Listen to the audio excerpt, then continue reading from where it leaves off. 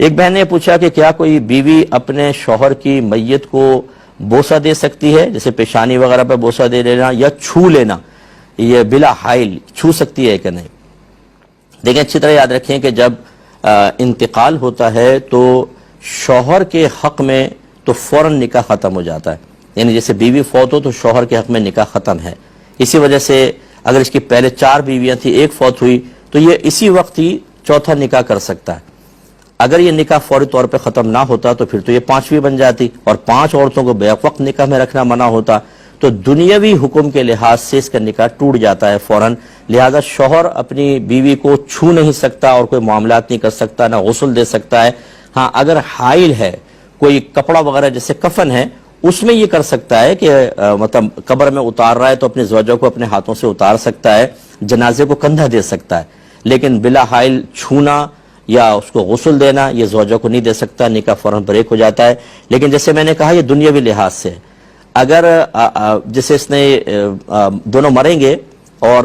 آخرت میں ہوں گے تو یہ میاں بیوی کی حیثیت سے اٹھیں گے، دنیاوی قانون کے اعتبار سے، دنیاوی احکام کے اعتبار سے شوہر کا نکاح فوراً ٹوٹتا ہے، لیکن بیوی کا نکاح فوری طور پہ نہیں ٹوٹتا۔ یہی وجہ ہے کہ اس کو عدت ہوتی ہے اور دوران عدت کسی سے نکاح نہیں کر سکتی، لہٰذا عورت اپنے شوہر کو چھو بھی سکتی ہے، اسے غسل بھی دے سکتی ہے، یاد رکھیں اگرچہ ہمارے یہاں رواج نہیں ہے وہ دے سکتی ہے، تو اس کے لیے پھر یہ جیسے بہن نے پوچھا یہ پروسیس اس کے لیے بالکل جائز ہے۔ لیکن قربان جائے ہمارے گھر کے بڑوں کے، جن کو معذرت کے ساتھ ہر ایک کی بات نہیں کر رہا ہوں لیکن جن کی کر رہا ہوں وہی برا مانیں گے بیچارے، دین کی ABC معلوم نہیں ہوتی، شوہر کو اس کمرے میں نہیں داخل ہونے دیتے جہاں زوجہ کا انتقال ہوا، جنازے میں کندھا نہیں دینے دیتے، قبر میں اتارے تو نہیں تمہاری بیوی نہیں رہی، حرام ہو گئے، پیچھڑ جاؤ پیچھڑ جاؤ۔ ارے بھائی آپ جو چیز حرام نہیں ہوئی اس کو حرام کر رہے ہیں۔ بروز قیامت دونوں میاں بیوی کی حیثیت سے اٹھیں گے تو دنیاوی کچھ احکام ہوتے ہیں، ایسی بیوی پہ اتنی پابندیاں لگا دی جاتی ہیں کہ وہ شوہر کو نہ دیکھ سکتی ہے، نہ کچھ چھو سکتی ہے، کچھ نہیں کر سکتی، حالانکہ اس کو تو ابھی نکاح بھی نہیں ٹوٹا، وہ تو چھو سکتی ہے، غسل تک دے سکتی ہے۔